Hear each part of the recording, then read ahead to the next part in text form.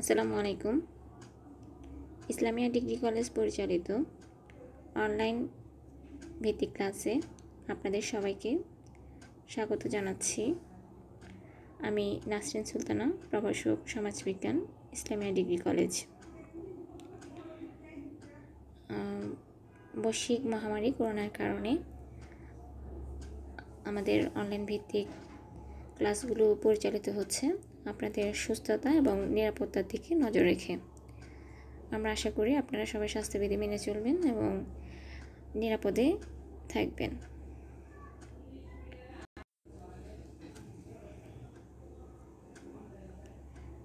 সমাজবিজ্ঞান বিষয় হিসেবে আমরা একাদশ শ্রেণীতে প্রথম পত্র পড়ে থাকি, সাথে দ্বিতীয় পত্রের কিছু অংশ পড়ানো হয়ে থাকে। আর সাধারণত দ্বিতীয় বর্ষে দ্বিতীয় পত্রের অধিকাংশ বিষয়গুলোই পড়ানো হয়ে থাকে। যেহেতু সমাজবিজ্ঞান নিয়ে ইতিমধ্যেই একাদশ শ্রেণীর প্রথম অধ্যায়ে একটি আলোচনা করা হয়েছে, আমি আপনাদের সাথে সমাজবিজ্ঞানের প্রথম পত্রের দ্বিতীয় অধ্যায় আলোচনা করব। আর দ্বিতীয় অধ্যায়ের নাম হচ্ছে সমাজবিজ্ঞানের বৈজ্ঞানিক মর্যাদা। সমাজবিজ্ঞানের বৈজ্ঞানিক মর্যাদা, এখানে এই অধ্যায়টিতে পড়ানো যেসব পাঠ আপনাকে পড়তে হবে সেগুলো হচ্ছে বিজ্ঞানের ধারণা ও বৈশিষ্ট্য, বৈজ্ঞানিক পদ্ধতির ধারণা ও বৈশিষ্ট্য, বৈজ্ঞানিক পদ্ধতির স্তরসমূহ, সমাজবিজ্ঞানের বৈজ্ঞানিক মর্যাদা, সমাজবিজ্ঞানে ব্যবহৃত কয়েকটি প্রধান পদ্ধতি এবং বাংলাদেশের সমাজ গবেষণায় যেসব পদ্ধতি অনুসরণ করা হয় সেগুলো আলোচনা করা হবে।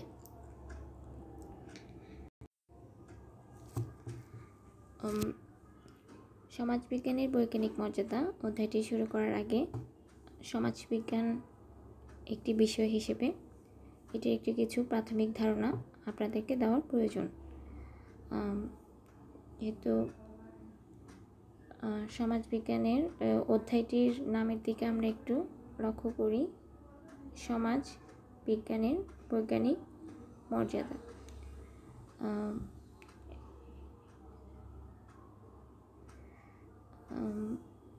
সমাজবিজ্ঞানের বৈজ্ঞানিক মর্যাদা বিষয়টি বোঝার জন্য প্রথমে আমরা সমাজ কি তা নিয়ে আলোচনা করব, এরপরে বিজ্ঞান কি তা নিয়ে আলোচনা করব। প্রথমে আসা যাক সমাজ বলতে কি বোঝায়।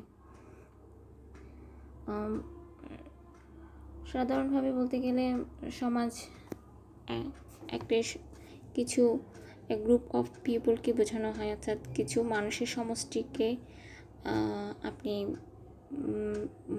সমাজ হিসেবে অভিহিত করতে পারেন।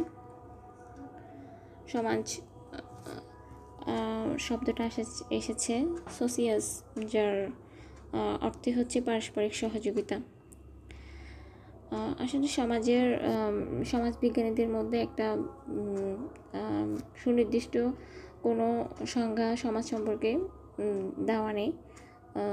সমাজ হচ্ছে এক ধরনের, যদি বলে এটা কোনো দেখা যায় না, এটা এক ধরনের মানসিকতা। এই সম্পর্কে আসলে আমাদের বাংলাদেশের সমাজবিজ্ঞানের জনক নাজমুল করিম বলেছেন, সমাজ হলো কিছু অনুভূতিক্রম একই জাতীয় জীবের সমষ্টি এবং এসব অনুভূতিক্রম জীবেরা পরস্পর মানসিক সূত্রে আবদ্ধ থাকে। অর্থাৎ সমাজ হওয়ার জন্য একই জাতীয় জীব বা মানুষের সমষ্টিকে বোঝানো হয় এবং এই যে প্রত্যেকটা মানুষের পরস্পরের মধ্যে একটি মানসিক সূত্র থাকে। আর যে সমাজবিজ্ঞানের কেন্দ্রীয় আলোচ্য বিষয় হচ্ছে সমাজ। আর সমাজের বিজ্ঞান সম্পর্কে সমাজবিজ্ঞানীরা যেসব সংজ্ঞা দিয়েছেন তার মধ্যে একটি অন্যতম বা বলতে গেলে সবচেয়ে গ্রহণযোগ্য একটা সংজ্ঞা দিয়েছেন সমাজবিজ্ঞানী ম্যাকইভার। তিনি বলছেন, society is a web of social relationships and it is always changing. অর্থাৎ সমাজ হলো সামাজিক সম্পর্কের একটা জাল বিশেষ, যা সর্বদা পরিবর্তনশীল। এখন আসেন, সমাজ হলো সামাজিক সম্পর্কের একটি জাল। এখানে সামাজিক সম্পর্ক বলতে আসলে কি বোঝায়? সামাজিক সম্পর্ক হচ্ছে যেমন অ্যাজ এ সমাজের ব্যক্তি হিসেবে আপনার আশেপাশে যত মানুষ আছে তার সবার সাথে কিন্তু আপনার একটি সামাজিক সম্পর্ক আছে। যেমন আপনার পিতার সাথে আপনার সামাজিক সম্পর্ক আছে, আপনার মায়ের সাথে সামাজিক সম্পর্ক আছে, আপনার প্রতিবেশীর সাথে সামাজিক সম্পর্ক আছে, রাষ্ট্রপ্রধানের সাথে সামাজিক সম্পর্ক আছে, ইভেন পাড়ার মুদির দোকানের যে দোকানদার তার সাথেও কিন্তু আপনার একটা সামাজিক সম্পর্ক আছে। অর্থাৎ সামাজিক সম্পর্কটা একেবারে জালের মতো সমাজে ছড়িয়ে ছিটিয়ে আছে এবং বলা হচ্ছে এটি একটি জাল বিশেষ এবং যা সর্বদা পরিবর্তনশীল। অর্থাৎ সামাজিক সম্পর্কগুলো কিন্তু প্রতিনিয়তই চেঞ্জ হয়। কিভাবে? যেমন এখন বর্তমানে আপনি পুত্র বা কন্যার ভূমিকায় আছেন, একটি সময়ের পরিক্রমায় আপনি হয়তো পিতা বা মাতার ভূমিকায় যাবেন, তাহলে সামাজিক সম্পর্কগুলো পরিবর্তন হয়। সমাজকে বোঝার জন্য সমাজের অনেকগুলি বৈশিষ্ট্য আছে, কিন্তু সমাজের প্রধান দুইটা বৈশিষ্ট্য হচ্ছে বহু লোক একত্রে সংঘবদ্ধ থাকতে হবে এবং 2, সংঘবদ্ধতার জন্য কোনো সাধারণ উদ্দেশ্য বা স্বার্থ থাকবে। অর্থাৎ সমাজ হওয়ার জন্য অনেকগুলো লোক একসাথে সংঘবদ্ধ থাকবে এবং এইসব সংঘবদ্ধতার জন্য কোনো সাধারণ উদ্দেশ্য থাকবে।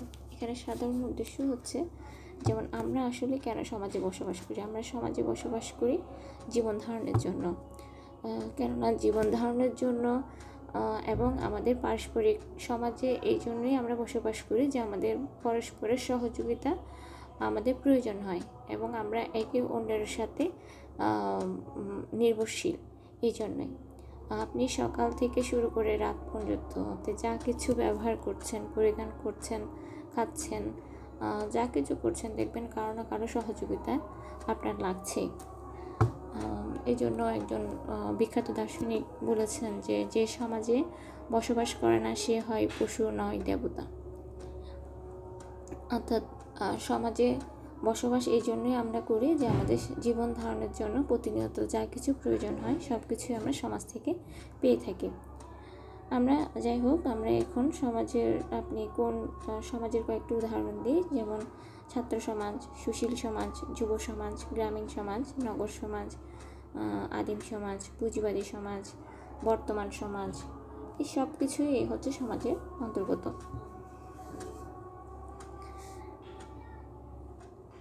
এরপর আসা যাক বিজ্ঞান কি। বিজ্ঞান বিষয়টাকে এই জন্য বলি, সেটা হচ্ছে আপনারা অনেকেই মনে করে থাকেন যে সমাজবিজ্ঞান হচ্ছে একটি মানবিকের, যেহেতু মানবিকের সমাজবিজ্ঞান পঠিত হয়ে আসছে, সমাজবিজ্ঞানকে কলা বা আর্টসের একটা সাবজেক্ট হিসেবে পরিগণিত করা হয় বা মনে করা হয়। কিন্তু খেয়াল করবেন সমাজবিজ্ঞান নামের সাথে কিন্তু বিজ্ঞান শব্দটি যুক্ত আছে, অর্থাৎ এটি কিন্তু বিজ্ঞানের একটি বিশেষ বিষয়। প্রথমে আসা যায় সমাজ বিজ্ঞানে ভালো করে বোঝার জন্য বিজ্ঞান কি, বিজ্ঞানকে নিয়ে একটু আলোচনা করি। যেমন সংক্ষেপে যদি বলেন যে বিজ্ঞান হচ্ছে বিশেষভাবে অর্জিত জ্ঞান বা সুসংবদ্ধ জ্ঞানকে বিজ্ঞান বলা হয়। আর বিজ্ঞান হচ্ছে এমন একটা জ্ঞান যে হচ্ছে জ্ঞান অন্বেষণের লক্ষ্যে পরীক্ষা নিরীক্ষার মাধ্যমে এমন একটা যুক্তিভিত্তিক সুশৃঙ্খল প্রয়াস যার উদ্দেশ্য থাকে সর্বক্ষেত্রে প্রযোজ্য করা যায় এমন একটা থিওরি এস্টাবলিশ করা। অর্থাৎ বিজ্ঞান হচ্ছে একটা শাখা যেখানে সত্যকে সুসংবদ্ধভাবে সাজানো হয় এবং যেখানে সাধারণীকরণের সূত্রের কার্যকারিতা প্রদর্শন করা হয়। বিজ্ঞানের কিছু বৈশিষ্ট্য আছে, বিজ্ঞানের বৈশিষ্ট্যগুলো আলোচনার মাধ্যমে আমরা বিজ্ঞান কি তা আরও ভালোভাবে বুঝতে পারব।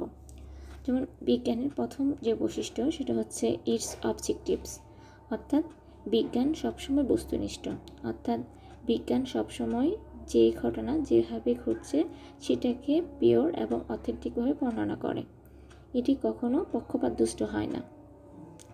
2 নম্বরে বলা হচ্ছে সিস্টেমেটিক, অর্থাৎ বিজ্ঞান সবসময় নিয়ম মেনে চলে, অর্থাৎ এটা পরিচালিত হয় নিয়মতান্ত্রিকভাবে।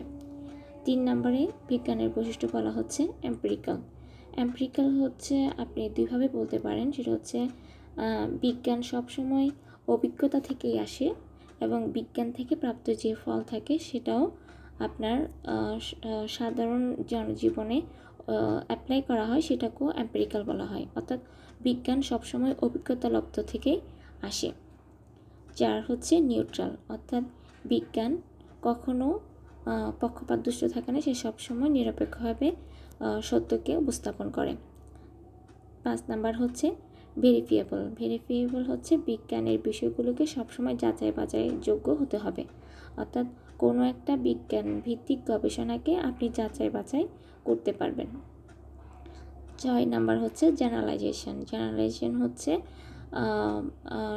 বাংলায় এটাকে বলা হয় সাধারণীকরণ, অর্থাৎ বিজ্ঞানের বিষয়বস্তুগুলো এমন যে এটা সময়, সমাজ বা অন্য কোনো ব্যাপারে এটার রেজাল্টটা কখনো পরিবর্তন হয় না, অর্থাৎ এটি সব ক্ষেত্রে সবসময় একই ধরনের ফলাফল দেয়। এটাই হচ্ছে সাধারণীকরণ, অর্থাৎ আমার জন্য যা প্রযোজ্য আপনার জন্য তা প্রযোজ্য, সেটা হচ্ছে সাধারণীকরণ। অর্থাৎ সবার জন্য সাধারণভাবে একইভাবে যে তথ্যটা গ্রহণ করা হয় সেটাই হচ্ছে সাধারণীকরণ।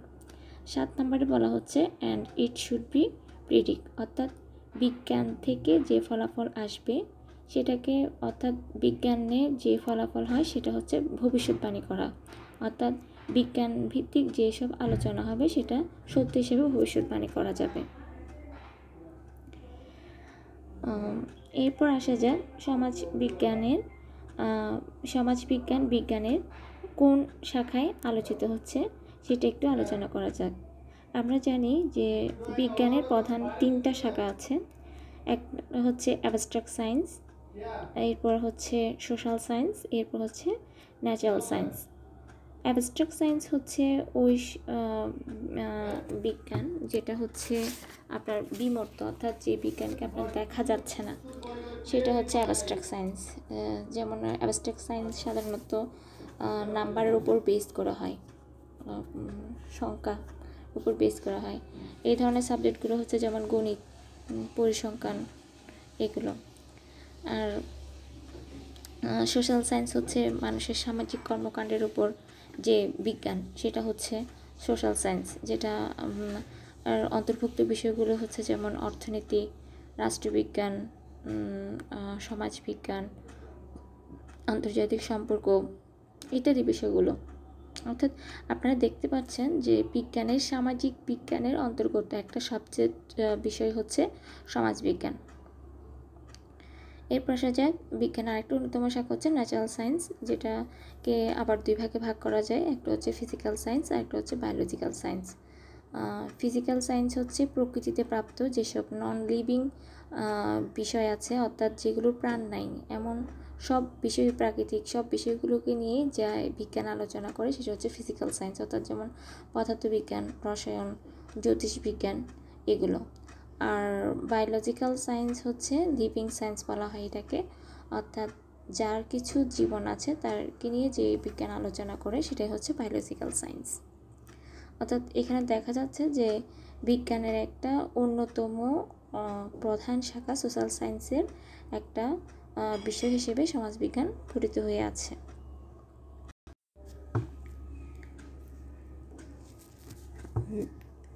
সমাজ বিজ্ঞানের বৈজ্ঞানিক মর্যাদার এবার আলোচ্য বিষয় হচ্ছে বৈজ্ঞানিক পদ্ধতির ধাপসমূহ, অর্থাৎ বিজ্ঞান ভিত্তিক, অর্থাৎ বিজ্ঞান নিজে যে সিস্টেমেটিক ওয়েটা অবলম্বন করে তার কতগুলো ধাপ রয়েছে। যেমন যে কোনো সামাজিক গবেষণায় প্রথমে যে ধাপটি অনুসরণ করা হয় সেটি হচ্ছে সমস্যা নির্বাচন করা, গবেষণা পদ্ধতি নির্ধারণ করা, এরপর পর্যবেক্ষণ করা, তথ্য সংগ্রহ করা, তথ্যের শ্রেণীবিন্যাসকরণ, যথার্থতা যাচাই এবং সর্বশেষ হচ্ছে ভবিষ্যৎবাণী করা। বৈজ্ঞানিক পদ্ধতির স্তরসমূহ একটু আলোচনা করি। সেটা হচ্ছে আপনি যে কোনো ধরনের গবেষণার জন্য প্রথমে একটি সমস্যা নির্বাচন করতে হয়, অর্থাৎ সিলেক্টিং এ প্রবলেম। আপনি যা নিয়ে গবেষণা করা হবে সেটার একটি সমস্যা নির্বাচন করে কোন ধরনের গবেষণা পদ্ধতির মাধ্যমে সমস্যাটি সমাধান করা হবে সেটি নির্ধারণ করা হয় দ্বিতীয় অংশে। এরপর যে বিষয়ে গবেষণা করা হবে সেই বিষয়ের উপর পর্যবেক্ষণ করা হয় এবং সেই বিষয়ে তথ্য সংগ্রহ বা ডাটা কালেকশন করা হয়। তথ্য সংগ্রহ থেকে প্রাপ্ত যেসব তথ্যগুলো পাওয়া যায় পর্যবেক্ষণ এবং তথ্য সংগ্রহের মাধ্যমে, সেই সব তথ্যগুলোকে এর পরবর্তী ধাপে তথ্যের শ্রেণীবিন্যাস করা হয়, অর্থাৎ ডাটাগুলোকে ক্লাসিফাই করা হয়। এরপর আছে যথাযথ যাচাই বা ভেরিফিকেশন করা, অর্থাৎ যে গবেষণাটি পরিচালিত হয়েছে সেটি সঠিক পদ্ধতি নির্ধারণ করা হয়েছে কিনা, পর্যবেক্ষণ ও তথ্য সংগ্রহে কোনো ধরনের সংশোধনের প্রয়োজন আছে কিনা, তথ্যের শ্রেণীবিন্যাস উপায় হয়েছে কিনা, তার সবগুলোই যথাযথ যাচাই করা হয়। এবং উপরের সবগুলো স্টেপ পরিচালনা করার পরে যে ফলাফল আসে সেটা প্রাপ্ত ফলাফলটাকে ভবিষ্যতের জন্য একইভাবে ফল দিবে, এটাকে বলা হচ্ছে ভবিষ্যৎবাণী করা যায়। অর্থাৎ বৈজ্ঞানিক পদ্ধতি অনুসরণ করে যে ফলটা পাওয়া যাবে সেটা ভবিষ্যতেও একই ধরনের ফল দিবে, সেটাকে বলা হচ্ছে ভবিষ্যৎবাণী করা। অর্থাৎ আজকের ক্লাসে আমরা 3টা কনসেপ্ট নিয়ে আলোচনা করলাম। সেটা হচ্ছে, প্রথমে আমরা আলোচনা করেছি সমাজ কি, এরপর আলোচনা করা হয়েছে সামাজিক সম্পর্ক, এরপর আলোচনা করা হলো বিজ্ঞান কি, আর বিজ্ঞানের প্রধান শাখাসমূহ কি এবং সমাজ বিজ্ঞানের কোন অংশে পঠিত হয়ে থাকে। এরপর আমরা আলোচনা করেছি যে কোনো একটি বৈজ্ঞানিক গবেষণা পরিচালনা করার জন্য কোন কোন ধাপগুলো অনুসরণ করা হয় এবং বৈজ্ঞানিক পদ্ধতির স্তরসমূহতে কী কেমনভাবে একটি গবেষণা পরিচালিত হয়, অর্থাৎ কোন কোন ধাপগুলো অনুসরণ করতে হয়। আমরা পরবর্তী ক্লাসে বৈজ্ঞানিক পদ্ধতির স্তরসমূহ বিশ্লেষণের মাধ্যমে একটি সামাজিক গবেষণা পরিচালনা করার চেষ্টা করব এবং ন্যাচারাল সায়েন্স এবং সামাজিক বিজ্ঞানের মধ্যে যে একটি পার্থক্য সেটা নিরূপণের চেষ্টা করব। এতক্ষণ পর্যন্ত অনলাইন ক্লাসটি অংশগ্রহণ করার জন্য আপনাদের সবাইকে ধন্যবাদ জানাচ্ছি।